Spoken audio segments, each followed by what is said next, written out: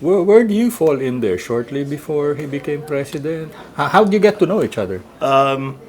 Yeah, well, interesting. Is maybe I was part of his destiny. I was in Vancouver, Canada, still with Hyatt hotels, and then I moved to Manila to become the general manager of Hyatt, and that's how it started in 1985, when I was introduced to the former president by the former Chief of Staff and Defense Secretary General Rene de Villa. Okay. And since then, we got to talk a lot, and during the campaign, he asked me to help Help out. him. Uh, 85. 1985, So during wala the pang ano. before the EDSA revolution. I arrived from Canada in 1984, and then I met him around 1985, 1986. That's how long we've known each other. First impressions. A He very was my well, he was nearly at the top of the yeah. military hierarchy at that time. What I really appreciated about the then I think Chief of Staff Fidel Ramos was the first impression is having a strategic mind. I mean, when you talk to him, he was already talking about the country, uh, about these coup d'etats that he feels that uh, it makes the Philippines look like a banana republic. So he never really uh, he he just didn't know why it was occurring. That's my first and lasting impression. A strategic mind, which is very important, and I think that's why in his term, in his 6-year term, we did very well because a president with a vision. Looking back at those early days when you, well, the first time that you met him, could you have imagined him doing what he did in EDSA? It was not a surprise, Talaga. but at that time, um, when I arrived here, as I said, 1984. I mean, as everybody. It was the height of the protest The movement. height of the protest movement, the economy was in shambles, right? It was not a surprise for me that he would be the sort of the game changer at the time. I think his mind was really focused on preventing as he said, making this country a banana republic. No bloodshed. Yeah, yeah. I think that was always, and I'm sure it's always still in his mind that this country must prosper under a democratic process. Oh. That's my Oh. that's my take on that. Oh, oh, oh. So, 85, 86, and then he, Became president. ano muna, nag-chief of staff officially under Cory, and then Secretary of National Defense. Were you meeting up already? Naging regular na ba? Yeah, yeah. Because I was running the Hyatt Regency Manila at that time, so we would meet. We would meet for dinner, for cocktails in my apartment, with General David at the time, and it would come up with about, we were, or I was also egging him to run for the presidency. But of Okay. course, at that time, he was non-committal. I was going to get into that Yes, actually. yes. So, you were you were planting the seed. Yes, yes, and many of us who believe in him, many of also the acquaintances I made during his time, all of us were really saying, well, this time of what's happening in our country, you really need a very strong leader with a vision, believing first and foremost in the democratic process. That's very important. When was that? You remember when you first, you In kidded him in about it? in I think during the last year of former President Corazon Aquino's presidency. That was the time where we were telling him, you should run for. But as I said, it was non-committal, and I think that's the trademark of my former boss. So he'd take it in stride. Yeah, he'd take it in stride. I think he was also feeling the pulse, right, of the nation, of the population, right? So, and the rest is history. He plunged into it and won the election. You've already mentioned that you appreciated his being a strategic thinker. Yes. No? And yun nga, he's sticking to the democratic process. Yes. Were there other traits? Were there other characteristics that eventually that you saw were feeling na he's the man. He should be the To one. this day, I would say FVR, when he talks to you, because I worked with him, right? Campaign, then to 6 years. That feeling of he makes you believe you're better than him. When he talks to you, it's like when you advise him, he appreciates it. I never felt, or even my team, that's how we feel, that every time we meet with him, you go out of that room, you feel encouraged, motivated, because he treats you not just as an equal. He makes you feel that you are better than him. It's remarkable. Ano, he I inspires. Think, he's a leader. I think that's how he inspires his team, or maybe that's how he inspired his soldiers when he was in the military. But he's a soldier, yun nga eh, di ba? Soldier just gives out orders. Well, I think in our case, I was not with the military, but the private sector, or the team that we had, is a very encouraging, inspiring leader. And that's what I always say. He makes you feel that you're better than him, which is very few people I know lead that way.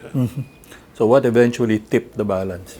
What made you convince him? Or you think he was... No, I think I did not convince him. I think there were closer people to him than I was at that time. So I guess these are the people, maybe General Almonte, his circle, right, at that time, because I think they were the ones who really convinced him. I'm glad they did. And I'm glad he also got convinced. Apparently, what we picked up from other interviewees was, he was talking to this group, he was talking to this group, he was meeting with them, he was listening to them, but did not make a decision until he was sure that he had it all over. That's why I think that falls right in that description of mine when you ask me my impression. That is a trait of a strategic mind. He does not react, right? He makes sure if you tell him something, he looks at you, you know very well he's going to verify, check the information you have given him. And kept his cards close. Yes. And that's very good, meaning it's not just for himself. It's easy to, let's say, when he was president, or any president, it's easy to whisper to the president's ear if you're an advisor, you're close to him, or he trusts you. But that does not end there. Of course, even though you're a trusted advisor, he would still check, you know, left, right, center, what that if that advice is worth implementing, or just putting it on the side first until he's sure that the information given me is accurate. Okay. Yeah. He was pretty much detail-oriented. Yes, yes, yeah. The CSW, right? Oh, you too. you, you remember that too? I remember that. Na-impact ka ba rin nun? Yeah, because I think that was also part of, that is a valuable lesson that I learned. Because before you even write something, make sure you've done a complete staff work before you send out a advisory or a document to the office of the president. You- So everyone really apparently was influenced by by that work tool of his. No? Yes. So you're getting into the campaign, but wait, he had to join. He joined the LDP. You remember? Yes. And he had to slug it out in the primaries with the Speaker Mitra. He joined the campaign. Were you on board already then? Yes, I was on board. It was Peter Garucho, his campaign manager, who called me and to say, to join the group. And I remember clearly when FVR lost the convention, right? This is always story I tell to friends. And when he came to Hyatt, because we were going to meet, I remember he and I, just the two of us, walking the lobby of Hyatt to proceed to my apartment to, have a chat, have a drink. And how things changed when he won because his first speech, I think, if I may recall right, he was president-elect. Okay. His first speech, I think, was at Crystal Ballroom of the Hyatt. In fact, when he mentioned, this is where it all started. Oh. Yeah, and that's a ballroom. And I can't believe that the lobby of the Hyatt was so full and it was overflowing even to the street. He was already president. He was already president-elect. And when he lost the convention, I remember that he and I were walking the lobby, just the two of us. That's politics, right? Oh. And yet, a few months later, it's overflowing. Yes.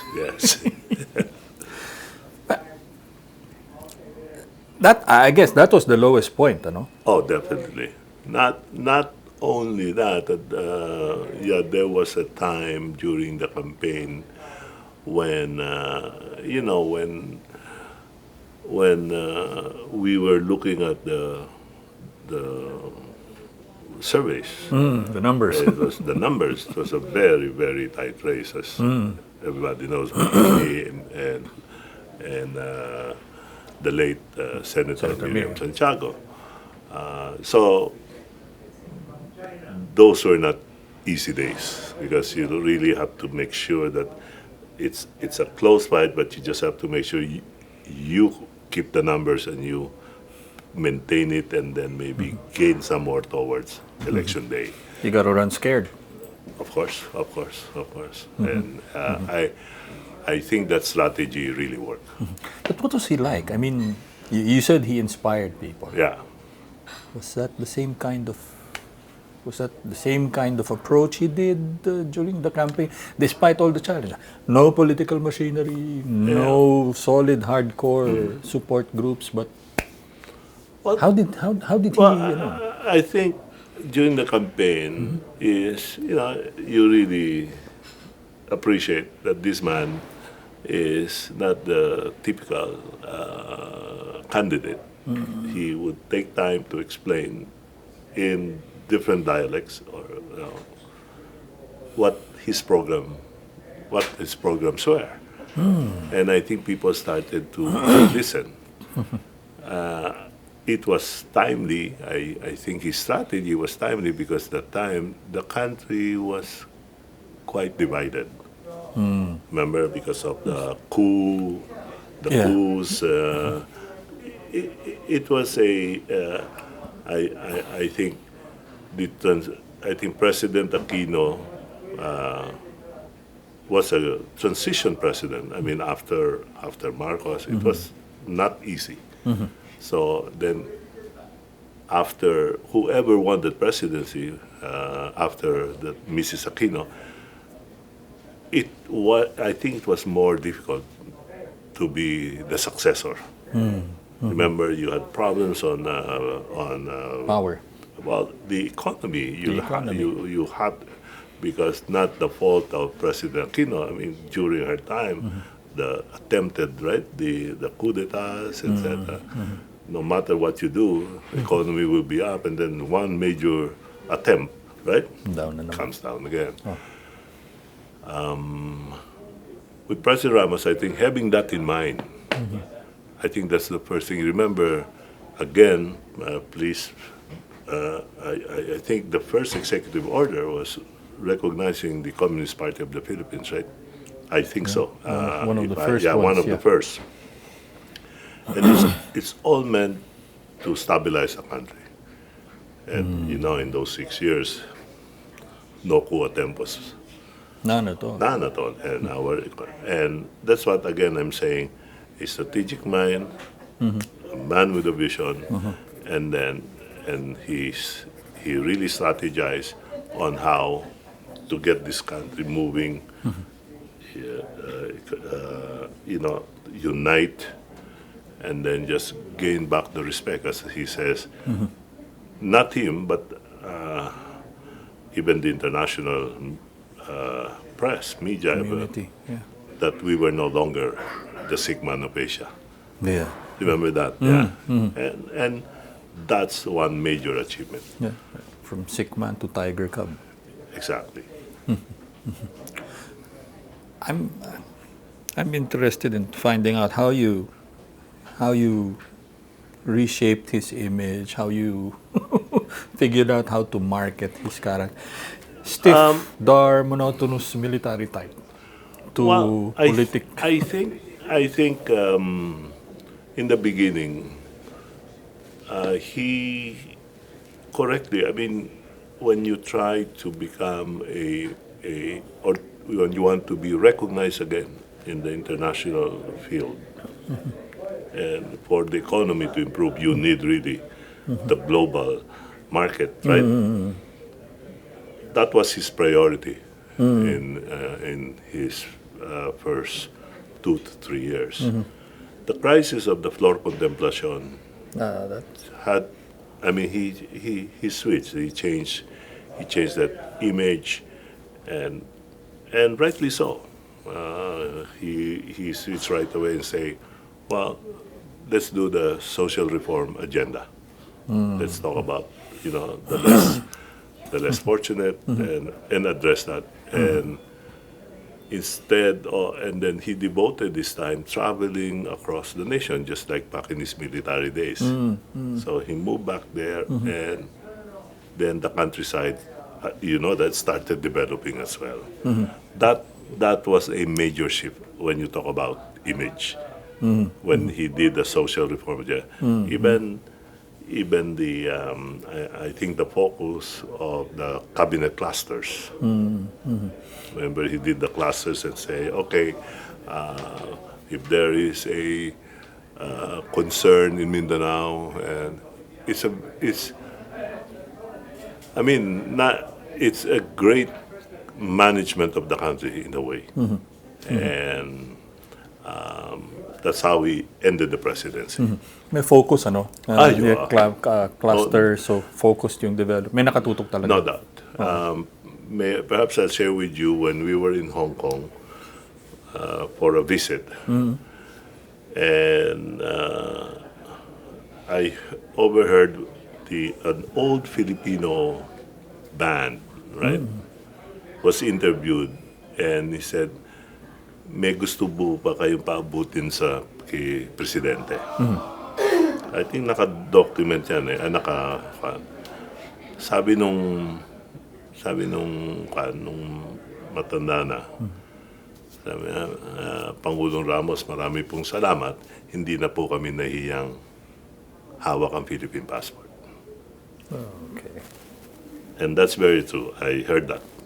Because that time, as you were saying, we were being recognized already internationally as a democratic country, stable, wherein the economy was already rising. Pride in ano, no? Pride in Yeah. the country, pride in Yeah. oneself. Talking about pride, he's very nationalistic. I remember, I guess that we had a strong sense of history during his time. Well, at least I know in the palace. He's very particular about Independence Day, Oh, respecting the Filipino flag. He supports the Philippine arts and culture. you okay. You took on no? You took on ano yung official posting mo sa kanyang Well, administration? I was a presidential consultant. I basically more in an advisory position, and that's what I did till in those 6 years. Anong ina-assign niya sa'yo? Wait, my question is, you had a very successful career in business. Right. Why entertain the option of all the headaches in working in government? Very good question. I remember former Governor Jobo Fernandez asked me the same question. Okay, I mean, why are you leaving Hyatt and join President Ramos? exactly. My answer was very sincere. I told myself, I've been in the business 21 years. A hotel is a hotel is a hotel. Okay. What happens is, every 3 years, every 4 years, the Hyatt or, they move you to a different country. Posting. It's still a hotel.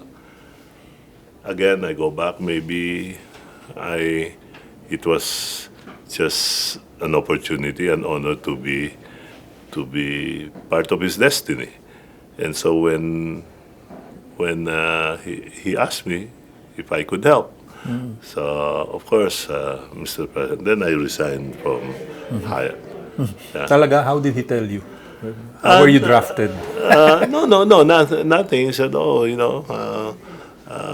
maybe you can help, and I said, well, of course, Mr. President, I'll do that. But in the beginning, I said I can still help you while I'm still In the private sector. in the private sector. Then I realized that's not fair. You can't do that. How can you be in a private sector and then doing or trying to help him more on a personal capacity? So I decided to leave Hyatt. No regrets. I really it was a great journey for me to learn most of all about our country and to work with a great leader who's got a very good vision and a vision that materialized in 6 years' time.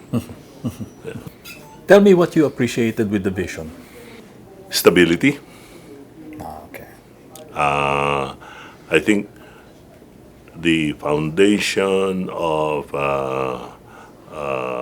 the economic foundation that he built, meaning talking to different sectors, trying to unite them. He liked doing that, no? Of course. I guess Consulta- offshoot nung CSW. Yeah, Meet here. and I think he consults a lot of sectors, a lot of leaders, and that I think is a strong brand of his leadership. He does not decide. He's not an authoritarian leader. He for him to make it work.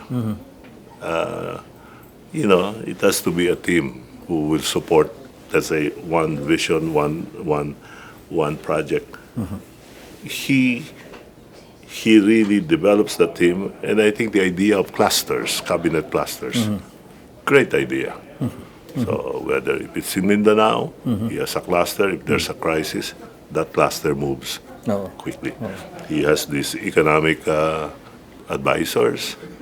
It happens, and which is part of the total vision for the country. And then I also remember he had cabinet officers for regional development, which Right. is yet another governance Yes. tool. Ano? Yes. Ikaw ba na-assign ka sa any particular region or province or Not really, but specific area? I sit in meetings to listen. That was really my role. I listen and then perhaps do an advisory when need be, based on what comes into or what develops in a meeting. Did you join the first cabinet meeting?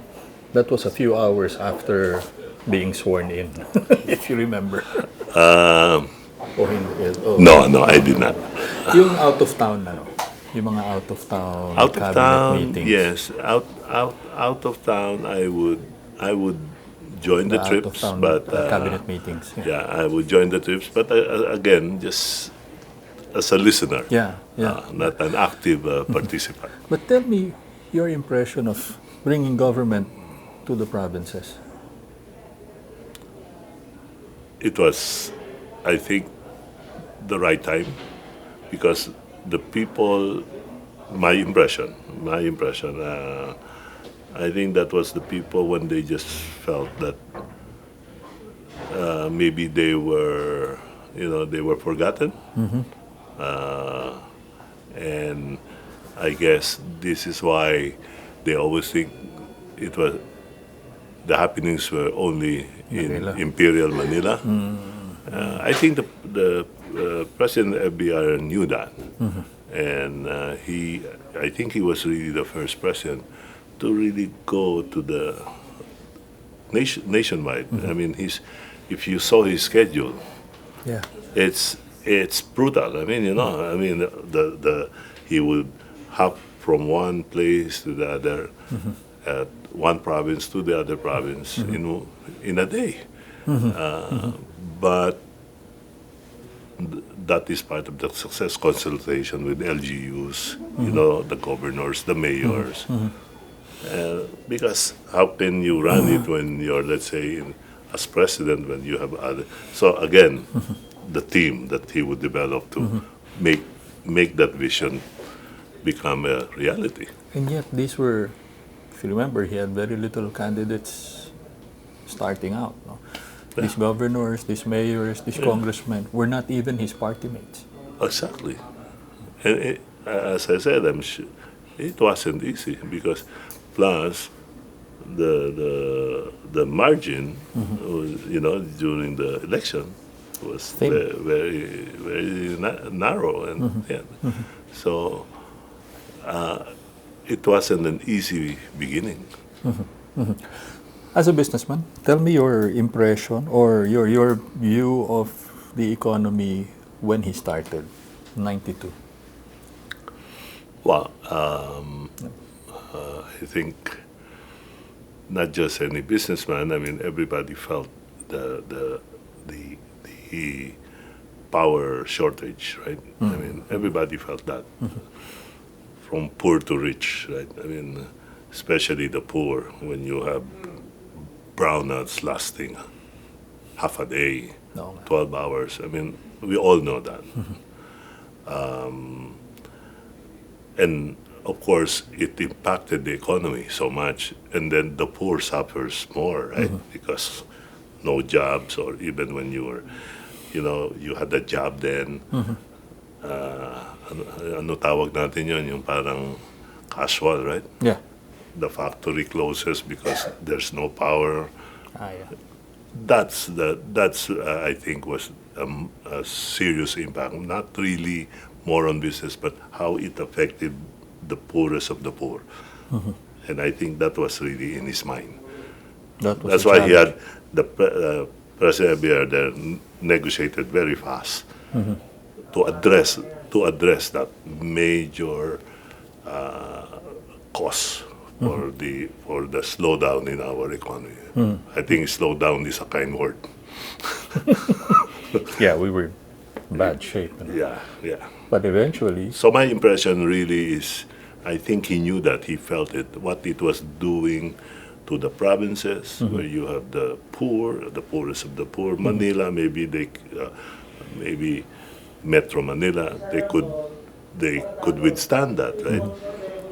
But the problem is, how about those? That's why he was moving very fast, negotiating. and he actually concocted some pretty good solutions Yes. Yes. for addressing the problem. But that's the same thing but he also applied the same tactics in decentralizing, Right. liberalizing. Yes. Your thoughts? It was He necessary. broke up the cartels. Well, the monopoly. it was necessary to I would say broaden the economy, because before his time, it was really, you have cartels, you have very limited. Telecoms, transport. Diba? If you read the newspaper, the listing at the stock exchange is even 1/4 of a page, right? And it was controlled by families. And that was his immediate thing, was to dismantle that monopoly, like PLDT, even the real estate, right, business. He dismantled that because it cannot just be held by monopolies, it cannot be held by families. Just to open up. And that's why the economy prospered during his time. Buzzword niya, no? We have to be competitive. We Well, have to go global. really, any businessman will agree to that. You have to open competition, as Gerald Lamonte would say, a level playing field. You have to, because if you want to invest money, you know very well, you're competing on a level playing field. It's not controlled by, like the bidding process, for example, of the Fort Bonifacio Oh, yeah. during, I think, the late, I don't know his title, I think Jen Basco. It was the first transparent bidding made, right? I think in our history, because it was transparent, it was open, it was level playing field. And, that's why a lot of people were interested in bidding for that place. He also fancied himself as the Philippines' #1 salesman. And he was. And but I remember the foreign and for the foreign visits. Yes. So many meetings with. I assume you were also in. a And couple yes, of I these, would join the presidential trips. Even state visits, I would join that. But yes, going back there, he was the greatest salesman for the country, because of, again, going back to a vision. You want the economy to expand. You'll have to talk to the big guns abroad, whether in the United States, Canada. To be. I think the idea is, hey, we're there, and we have a great country. There's a lot of advantages, economic advantages, and I think that's what he was promoting that it's a great place to invest in right now. It's stable. The cost of labor at the time, right? We had a lot of advantages. And labor peace. Yes, Walang yes. masyadong strikes. And what about yung turning the negative into positive? I mean, I'll go back to the power crisis. Right. He came to the foreign investors and said, "We have a power problem. Right. Maybe you can help us with it." Instead of saying, ending there, "We have a power problem. You cannot do business here." Yeah. Well, that's really a sign of good marketing. I mean, you acknowledge. One thing I remember with FVR, you don't bring to him a problem without a solution. Oh. You're out of his office very fast. Because when you present something, he looks at you and says, "So, and then you tell me this. So, what are we gonna do about it?" That's another lesson I learned. That even up to now in my business, I use that. If my manager comes to me or complains, I said, "I don't want to hear it." I said, "I want to hear your solution." So, I think that's the idea. The negative to positive. You stayed on all 6 years ba? Yes. Okay.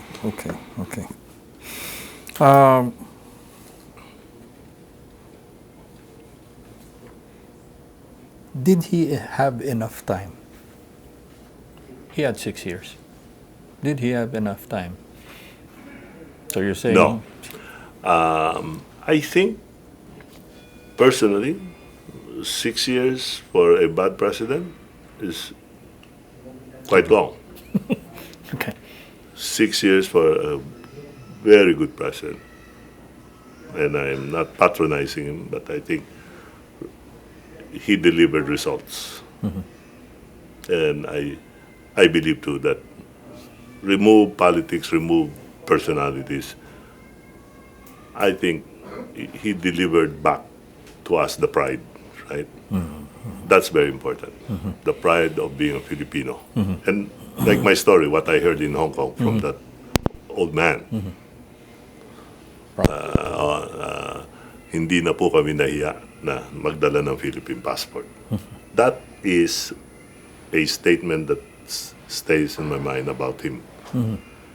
And I think I was hoping that he was able to extend his term. It would have been good for the country. But again, maybe it was not the right time, and he listened. He did not.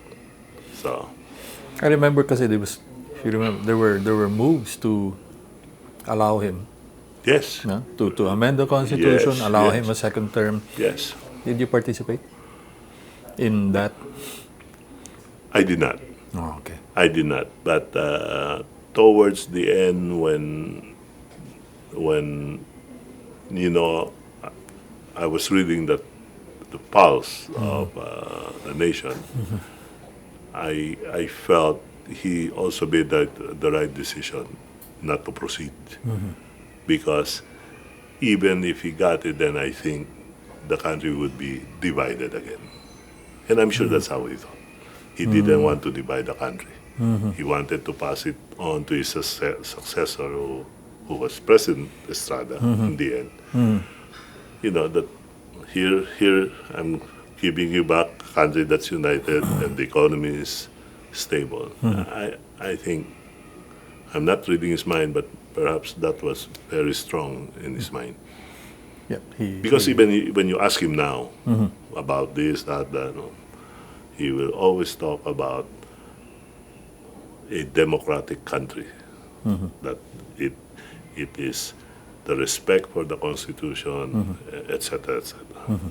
Up to now, he would always say that. follow the constitution. Exactly. There was a transition. He followed the Constitution because he there were people pushing for the extension of term, but since the Constitution prevented that and there was no machinery to change that at the moment, that's why he didn't. Even if it was handing over Yes. to Joseph Estrada. Of course. I don't know I don't know if it was shared to you in one of your interviews when he was entering the hospital, right? Right. 96, he was, the surgery. Surgery. He prepared before going to. I know he called someone to prepare Mr. Estrada, Vice President Estrada, then to prepare in case something happens to him. That is amazing. Quietly, because that time, he didn't. Again, he never wanted a nation to panic. But whether you like Estrada or not, he was the vice president, and he was the he was really the how do you call it? Succession. He is the Constitutional succession. constitutional successor. That's what he respected that. Before going under the knife, someone talked to him, and then they secure Vice President Estrada. That's then you know already. Yeah, As he always says, Constitution, Constitution, Constitution. but Mr. Estrada was not kept in your hotel. It was in a different hotel, if I remember. No. No knowledge about that. Okay. We did know where it was. Yes. Okay. So, tell me the latter part of the administration. 97, the last year. The closing year, yeah, right? The closing years. The closing year, I think he was preparing for the handover of the government to the next president-elect. And the centennial.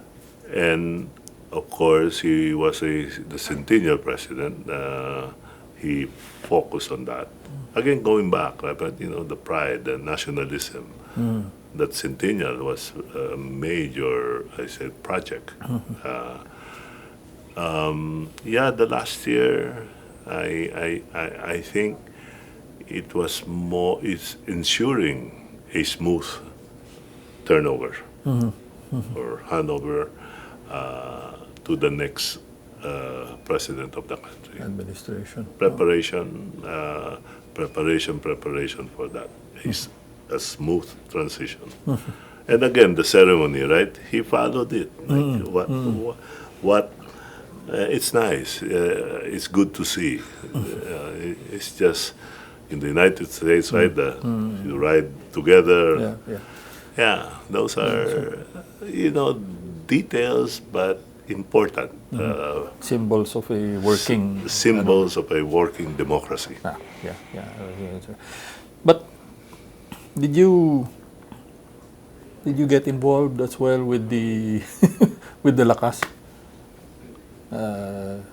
I'm recalling you. No, you know why I did not that involve. was I think JDD. I can summarize my role like this. My utility was for the president, and I think I believe that my advisory is always to protect him in whatever way I can, and not to be influenced by certain members of the group. It's like I'm outside the forest. I'm able to look at it that way. Tell him, and that's one thing with the president. He never reacts to any advice. Never. Either you just read about it and you see it's happening what you advise him. And if you don't see it happening or not being, or he doesn't talk about it. He makes his decision quietly, and then you just see, okay, he listened, or nothing happens. Maybe it's in the wastebasket. Well, he listened. It's just that he either Yeah. Yeah. did There's it or he didn't. there is no. I think he's very. Being, I think, a military man, he respects, classified information. He respects the privacy of individuals or game or players. That's the great thing about it. Meaning, you advise or whoever you are, cabinet, you also get that sense that it's very private. Natanong ko rin kasi because you said you were initially introduced to him through General De Villa. Yes. So I Yes. was going to ask if you involve yourself with the either the presidential campaign of JDV or I General involved De myself Villa. with the presidential campaign of General De Villa. Ah, Yes, not JTV, but I was I was a major player in the campaign of General De Villa. hindi ba kayo nagkaroon ng ano? Did that drive a wedge between you and And the president? and the FVR? I No. mean, he endorsed JDV. No, well, So nagpaalam ka. yeah, I think on my part, of course, I'll be very honest and frank. Of course, it hurt, right? Because General De Villa and I were or are still close to him, but that's politics, and I think the friendship is that's why we're still around. I visit the president when I am back from Canada. I see him from time to time. I'm sure he had good reasons why he did that, but in the beginning when he made the decision, of course, I was surprised. And as a friend, I was hurt, but we move on. Oh, And at a point, and then you said you migrated. well, because nothing to do with really nothing to do with politics. I guess I had a 3-year-old son That was and where it a was headed for. 9-year-old daughter, right? And preparing them for their education. Kaya lang, ang gusto kong alamin is the way FBR called you back, like you were just like you were his soldier, or one of his lieutenants. Yeah. When he asked me to help, I just feel, why not? Why not? It's the boss calling or asking, and why not? So I came back for a while. But you do meet. You said that you do meet up with him ever so Oh often. yes, yes. What's it like? What's the kwentuhan Well, like? nothing's fun. We talk about, he. When I was with Hyatt, quick story. When I was with Hyatt, there was a fire at the Hyatt, and my daughter was only 6 months old. Oh. Yeah, and she nearly died in that fire. Oh my. Up to now, the president calls her my fire girl. Yeah, because when there was a fire at the Hyatt at that time, he was Secretary of Defense. Oh. Yeah, and I think General De Villa was Chief of Staff, and he even visited me. And then when he learned about my daughter, that's his human side. I mean, he's a very sensitive person, and that's why even now he still asks me, how's my fire girl? As I was the president, she's already 27 years old. Yeah, but that was a pretty scary event. You have a lot of FBR moments that you're sharing with us. Sorry? You have a lot of these FBR moments that you're sharing with us. Yeah. Because those are basically a lot of moments were private moments with him. Coffee, or walking, and just chatting or asking me to do something. Yeah.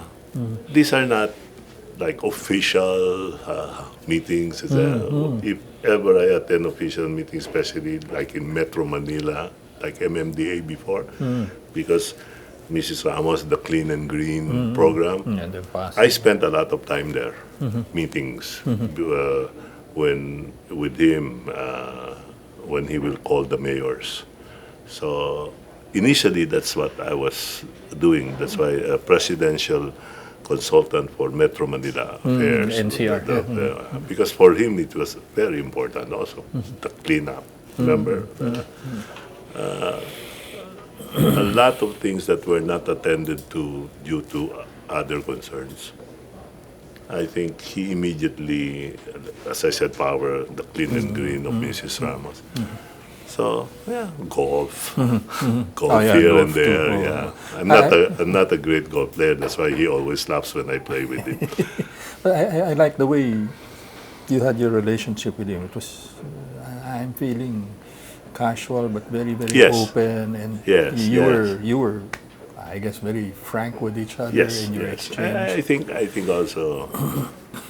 I hope what I think he really appreciated my sincerity, my objectivity when I give him advice. Like I don't owe anyone there. I didn't owe anyone.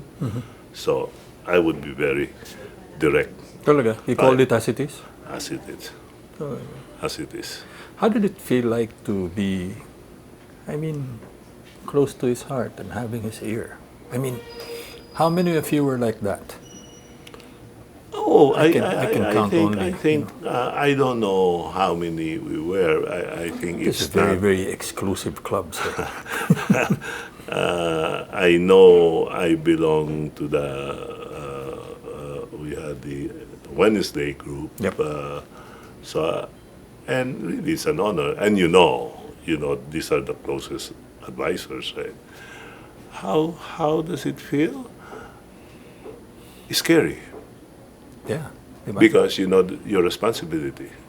You know your responsibility. You know that the president trusted you, a lot, and you'll have to be very careful, making sure that your whatever pieces of or whatever you say, whatever you do. As I said, my utility was for the president. And I guess that's why we're still friends up to now. It's except that the Villa incident. Yeah, but we move on. You've gotten over it. Yes. I normally ask what would be the greatest, what you think would be his greatest legacy as president, but I think you've already answered Yeah, that. I think his greatest legacy would be how he united this country, how he stabilized it. As I said from the very beginning, he is a president with a strategic mind. And that's why all this were accomplished, because if you have a tactical mind, if you do day to day, you're not going anywhere. Me as a businessman, I learned that from him. You have to be strategic if you want to know where you're going. Because if you don't lay out a vision, how do you get there? Looking back at that first time you and your group planted the seed for him to consider the presidency, no regrets? Absolutely, no regrets. Absolutely. We'll do it again. Oh yeah, that I was going to ask you, after everything you've been through, would you do it all over again? If he's 48 years old again, we'll do it again. Thank you very much. Glad to be here. Thank you too. Salamat. Salamat.